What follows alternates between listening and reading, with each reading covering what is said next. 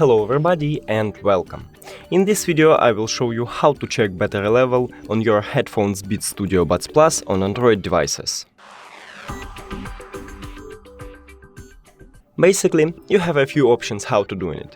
The first one is to use control panel and we can see a battery level.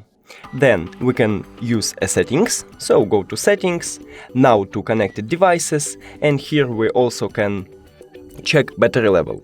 And the last one is to use application, so just open it, and right here on the top we can see a battery level of our headphones and a charging case. That's it. Thank you for watching this video. If you found it helpful, please consider subscribing to channel and leave the like on the video. It's really important to us. See you later!